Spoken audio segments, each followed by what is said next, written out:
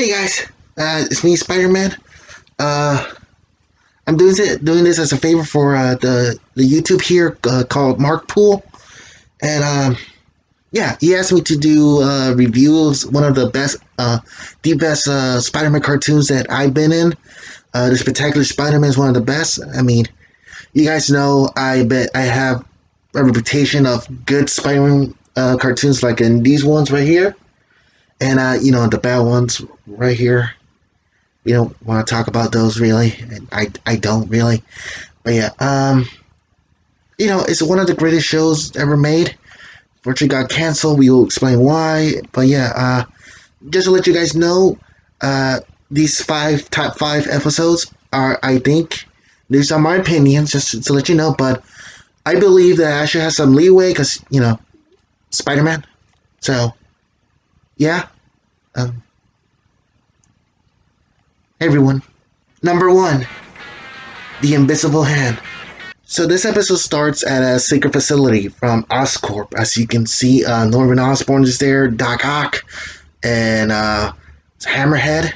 But just to let you guys know, Doc Ock is not Doc Ock just yet. I mean, he will be, but right now he's nice doctor, and of course, creepy Norman.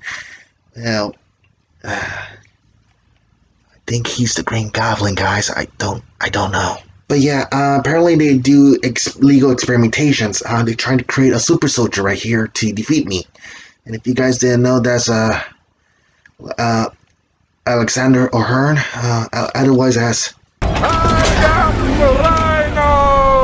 Oh God, please don't do that again. I don't want to talk about that disaster. No, get that away from me.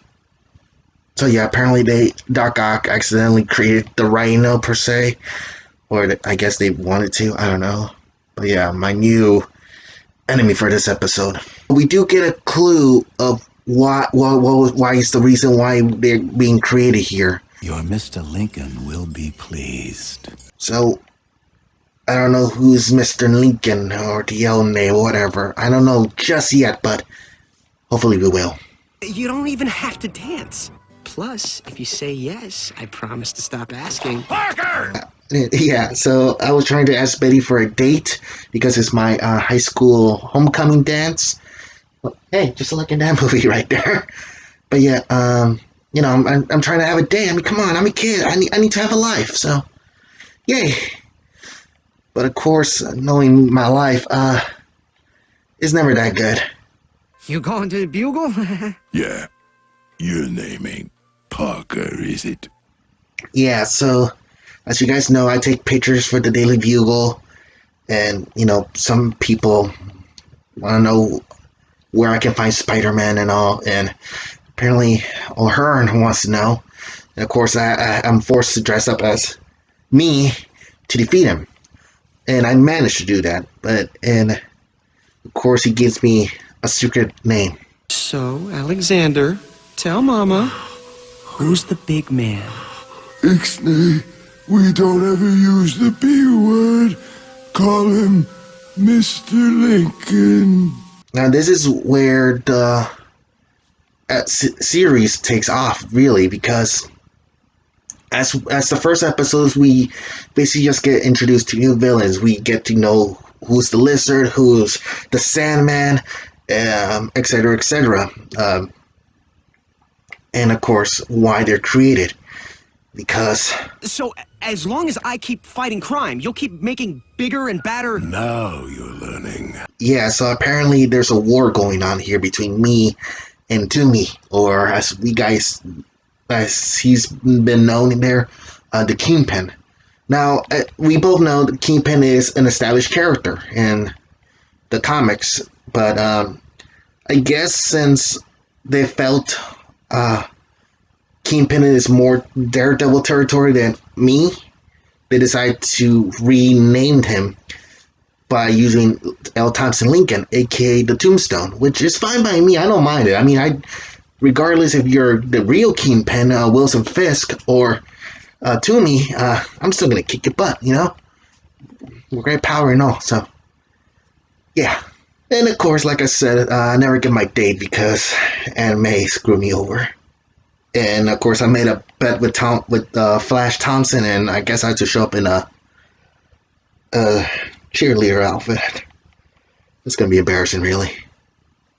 You planned this?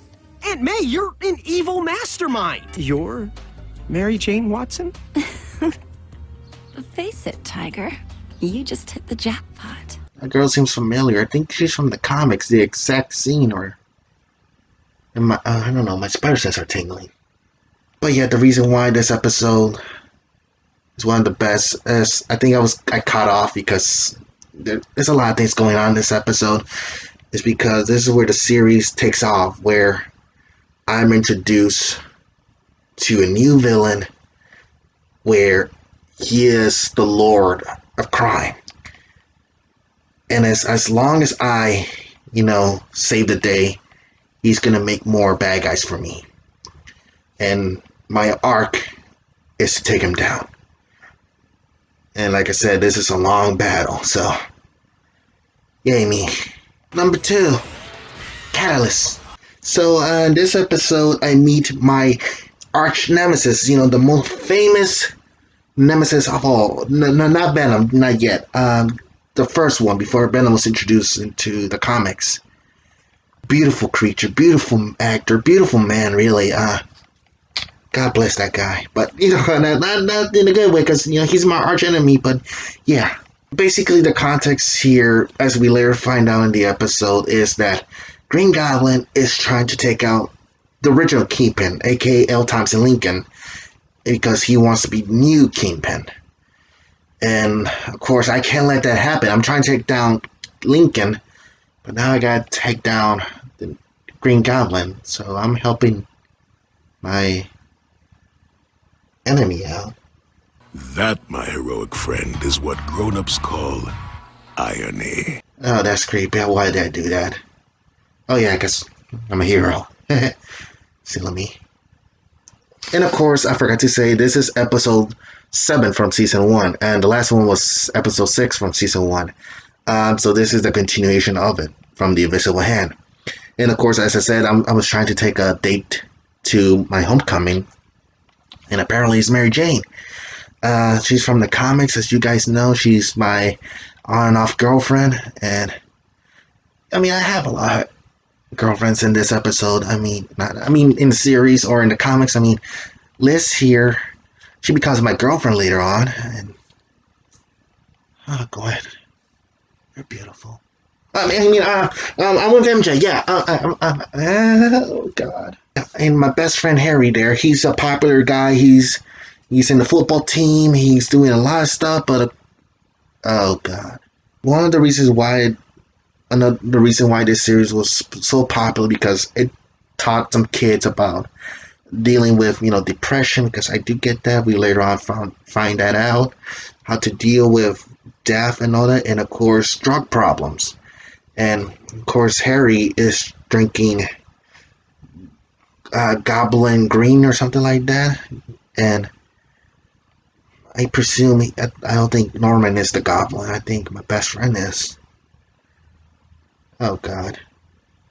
But of course, I get the call from my boss, because he's in the dance with L. Thompson Lincoln before all this happened. So when this episode starts, it's basically in the middle of the fight, and then it picks up before that. So yeah, that's fun. But yeah, I leave the dance and go save the day. And like I said, I get introduced to Green Goblin, and I'm trying to help him out. But yeah, at the end, I save the day. And God, I was lucky, because I thought MJ left me, but apparently. Nice, Pete. You blew it. Again. I wouldn't say that. I saved the last dance for you, Tiger. Yeah, she's a great gal. I think I'm in love with her. But yeah, I guess I got a break from it, because I got the girl at least, but Green Goblin escaped, so half glass half full, half empty, I guess. But no, the reason why this episode is one of the best is because I get introduced to my arch nemesis. And again, like I said, I'm on a mission to take down Kingpin, but I guess I gotta take down his rival Kingpin, or the wannabe Kingpin, Green Goblin. And it's just gonna be a long battle after this, because, like I said, this is where the series picks up, and of course, the drug problems it shows there, which, what harm it could cause later on in the episodes as it goes on, how deeply it affects him. And, he starts losing his friends and losing his self esteem. Like, I guess mine? I don't know. I never done it, so. I don't know how I'm calling it this. Oh god, this is dumb. But yeah, like I was saying before, it's just basically I get introduced to a beautiful arch nemesis, the Green Goblin, which may not be Harry. I hope not. Number 3, intervention. So this is a very personal one for me because, as you guys see at the beginning, there's some clues that I'm wearing black now, and I guess I became like a dick to my friends, especially since Flash pointed out to me. And if he's making sense, something's definitely wrong with me, and I discover it because, I'm wearing a black suit, which is the famous, if not the famous suit I ever wore in the comics. And, you know how it is. I discovered later in the comics and in the series that this suit is like a symbiote. And, there's 3 types of symbiotic relationship. A good one, neutral, and harmful. And I guess this is harmful because he feeds on my negative energies. And if you pay attention how I'll try to show pictures here. When I first wear the suit, I wear it my old black and white with the webs, and the second time you see the webs disappear in the spider. My chest, the logo gets bigger and bigger to basically is showing the progress of the suit taking my body over and my thoughts, because I slowly started saying we instead of I. So that's showing the progress of the suit taking me over. And of course I discovered this harmful. I tried to take it off, but In anger, you sought to hurt us. Instead, you've made us stronger. We shall demonstrate. No! What's happening? Stop! Please! Stop! he's just too powerful for me. And I get a flashback from Uncle Ben, which was surprising. Now this series, just like in my movie right here, takes the same idea. We all know my origin story. I get bitten by the spider and everything, but in the series, just like in the movie, it's talked very briefly. Only like in one scene we see it, or we all know, but we don't want to see it anymore. And the reason why we show this, because just like in the comics, I'm basically having a fight with myself, my inner demon, or the black suit. You've seen the fight going inside my mind, and of course I'm fighting the black suit, and the black suit's fighting me, my colors, and basically it's telling the audience and telling me why I became Spider-Man, because of the fateful night. But of course, as Uncle Ben comes to the rescue, he shows me my purpose. Like, I thought I was lost, that no matter what I do, what Venom says to me. No one's denying the great work we've done, but how are we repaid? We have no money, no girl, no real friends. None, that is, save us. I beg to differ.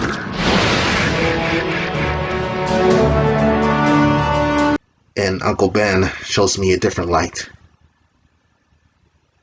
And it's really touchy because, I felt alone, but then he was right. There's a lot of people I've saved, there's a lot of people I love, and I'm not alone in this fight. And like I was saying to you guys, the series, talks about depression, and of course I was depressed, and it was showing me, even me, the superhero guy,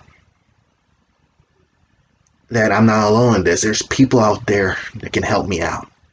And I may not see it at first, but eventually it will be revealed. And so it was a powerful message, really. And of course, we get the comic book scene where I have to fight him off, and of course, I get rid of him.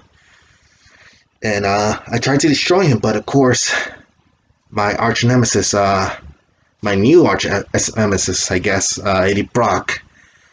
We will have vengeance on Spider-Man!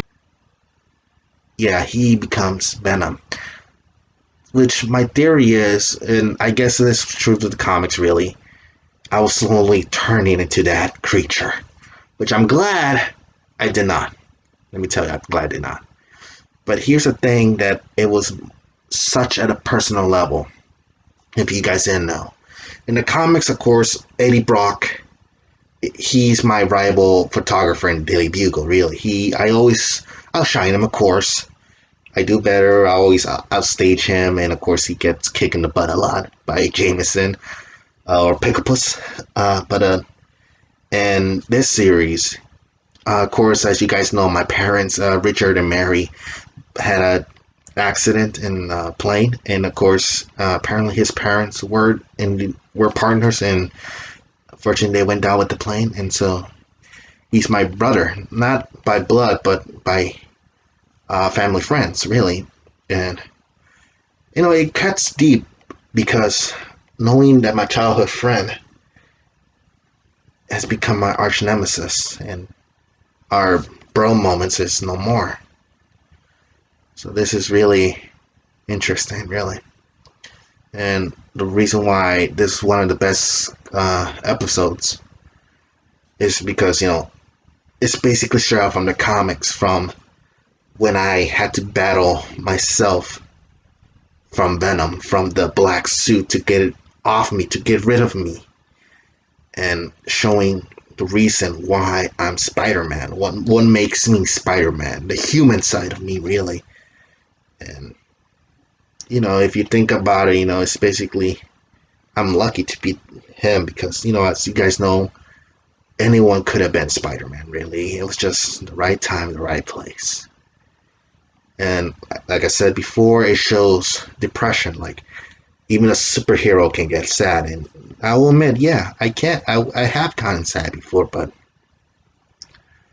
I always manage to get back up. So should you. You should always get back up. Even when you feel down, there's always people to help you out. Number 4. Nature versus Nurture. So this episode is a following from Intervention, which was episode 12, season 1. I don't know if I say that. I keep forgetting. There's a lot of things I gotta talk about. This one, Nature versus Nurture, is episode 13 from season 1. The last episode from season 1. This was a short-lived season. But it takes place, after I got rid of, the black suit, and, I'm basically an anime from the hospital, because I forgot to tell you. They made the Sinister Six here, and of course, I guess with all the chaos, it caused my Aunt May to have a heart attack, and so I'm taking care of her. And everything's going good now that my head's clear. Of course, I apologize to my friends about it. I understood that was a lot of pressure. But yeah, and of course, Thanksgiving is coming up, so me in the kitchen. Yeah, I need help. And of course, the most famous thing happens here. Yeah, my real arch nemesis, which some people love. Like I said, I love the Green Goblin. I don't love him, but I like fighting him, But some people, of course, I like fighting Venom too. But of course, this is my bro, but I don't know that yet, so keep it a secret from me, even though I just said me for me, But yeah, and of course, we get the famous line. We're poison to Peter Parker and Spider-Man. We're Venom! Which is much better than that awful movie. I'm looking at you. Disgusting piece of... Anyways, but yeah, and of course, like I said, it cuts deep. Like I said in the previous, because I don't know yet, but you guys know that underneath the Venom mask, it's Eddie Brock, my bro, and he knows me at a personal level as Peter Parker, and the creature, the symbiote, knows me even deeper. And so, he knows the people I care for, which makes it even much worse that he's willing to hurt like Aunt May, Mary Jane, Harry, and all those people I care for. And of course, I try to stop him, and of course, after a while, I realize who he is, and I try to stop him, but he reveals something to me. We know who you love the most, bro. You know, I thought I loved Mary Jane, but he attacked Gwen, which is I'm confused. Like shouldn't he attack MJ? I mean, I love her, but do I? I don't know. And like I said before in the last episode, dealing with depression comes back here because I learned to trick the symbiote to come to me, and of course, Still slow on the uptake, huh? You're a disease. They're the cure. like I said, even you feel alone, there's people out there that will care for you, and I learned that lesson and it made me strong enough to defeat Venom. And of course, I capture him and I take him off somewhere else so he won't cause any more trouble. And Thanksgiving happens, and Gwen and her father George come by the house because apparently Aunt May called them to help me out in the kitchen, maybe just a little. But yeah, and then we get something that confused me.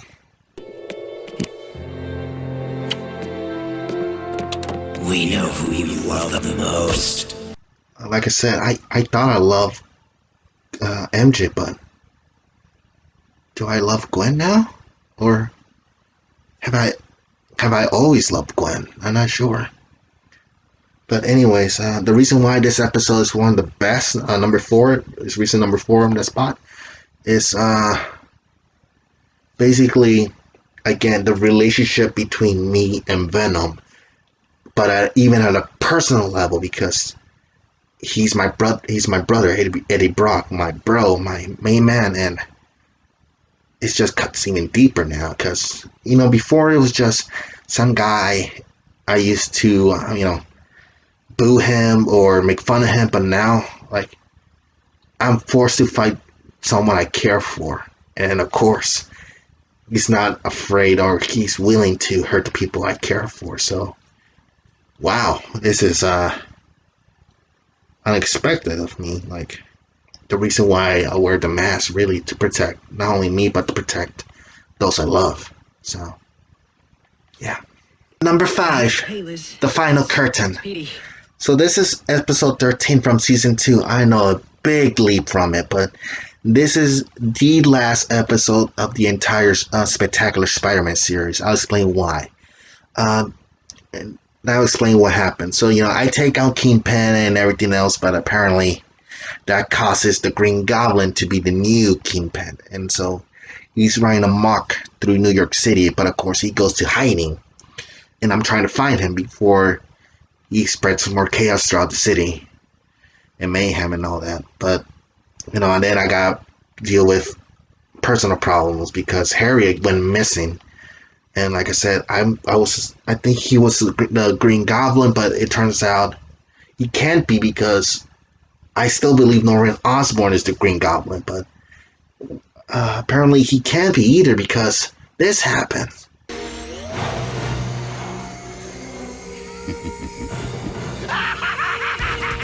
So I don't know who's the Green Goblin anymore. All I know is I gotta find him before something bad happens. And of course, yes, as I do that, I got to go in my normal life, and of course I confess Gwen that I love her. But of course she's with Harry, so we can't be together until we could break it off to Harry slowly. And of course basically who the Green Goblin is, because apparently he's tagged along because, again, it is an Oscorp family business that the Green Goblin is attached to them somehow. We just don't know yet. But yeah, later on, again, I fight the Goblin throughout multiple occasions, and of course, the last time I fight him, I discover who he really is. But like I said, if he was there and the Green Goblin was there, how is that possible?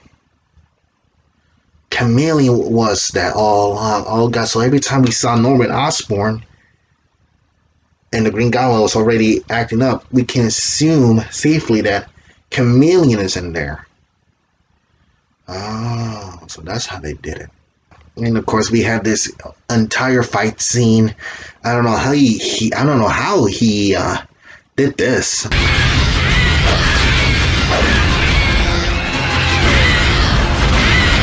I mean, look at that. All that setup, all that chaos, those henchmen. I mean, I don't know how he managed to do that, but it's impressive, let me tell you. But of course, I get my suit turned off as I go on. So basically, I look like Spider-Man 1 from the Sam Raimi movies, and we get somewhat the same thing when this happens. You had no rights to blew up your life!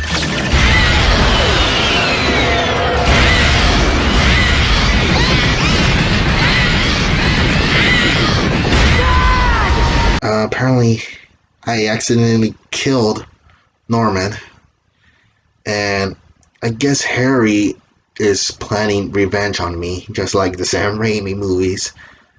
But we get an interesting scene at the end of this. Sorry for the delay, Mr. Roman. Don't apologize. I never do. I have no idea how he survived the explosion. I mean, what? I mean, I was close to the bombs and it tore my suit off. Him, he somehow survives? How?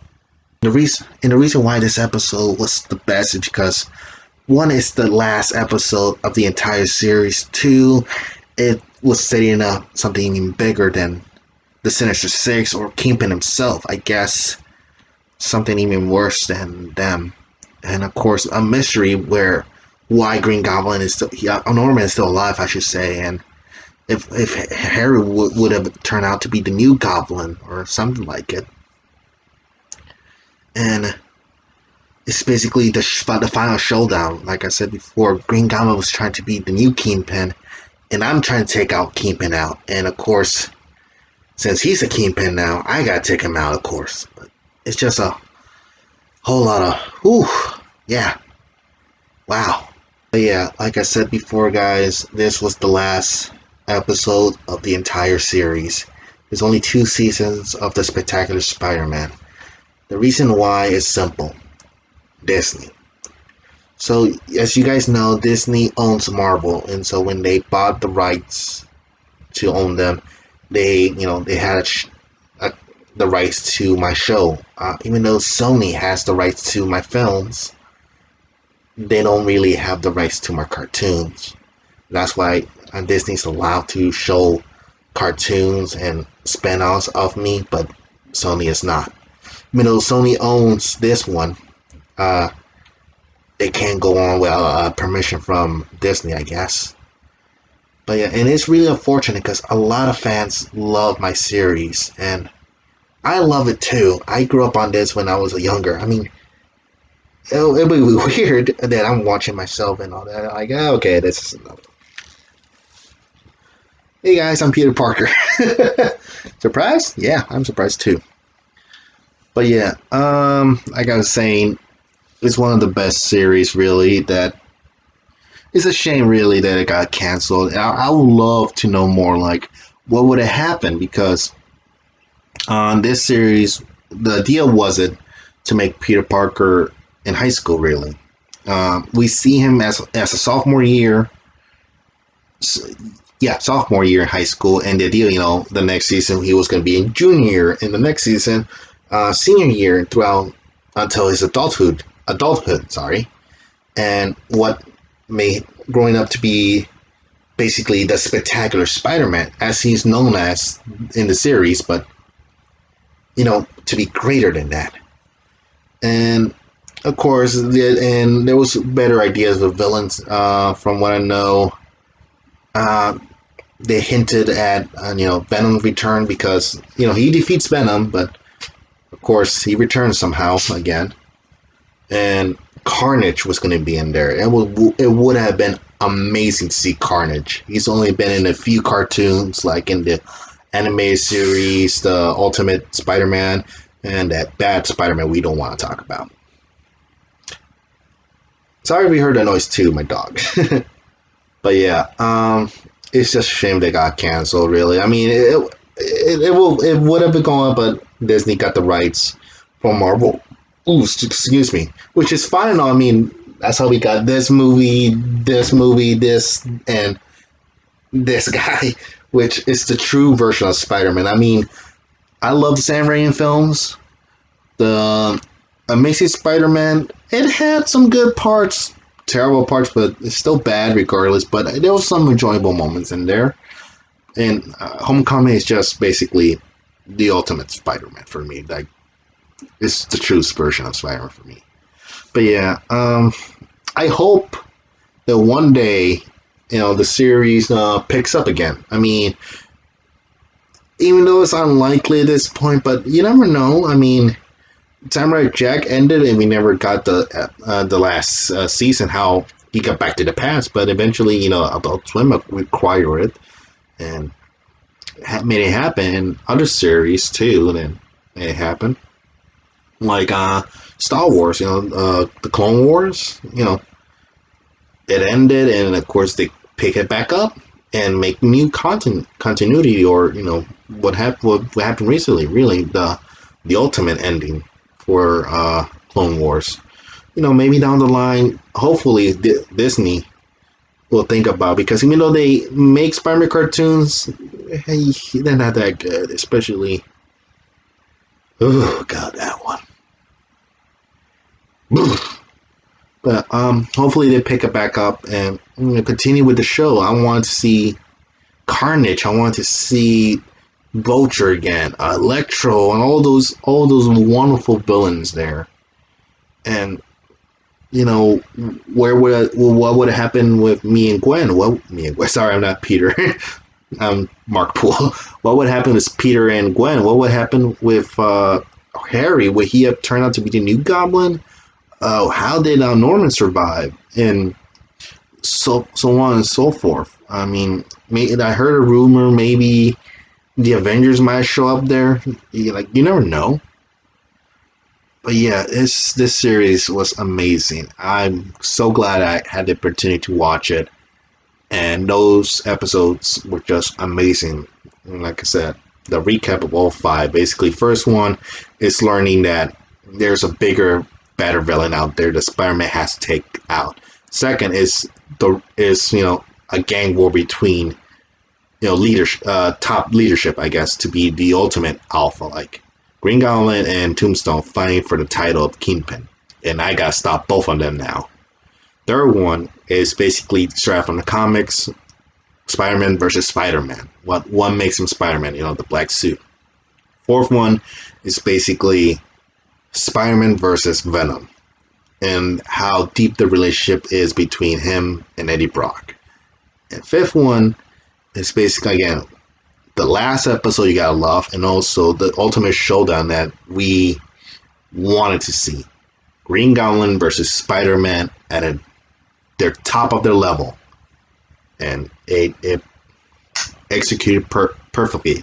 But all these episodes are fine on their own, but every single episode is also a top 5 worthy and so forth. But of course, this was hard to pick because there's a lot of things going on. But yeah, I can go on and on about all this, but I won't, because I don't have that much time for that.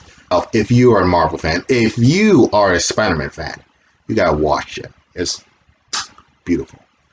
But yeah, again, these are my personal opinions of what top 5 Spider-Man cartoons, top 5 episodes of the Spectacular Spider-Man. You should definitely watch all of them, but watch all 5 of them that I just said. Invisible Hand, I forgot what's the title of that one.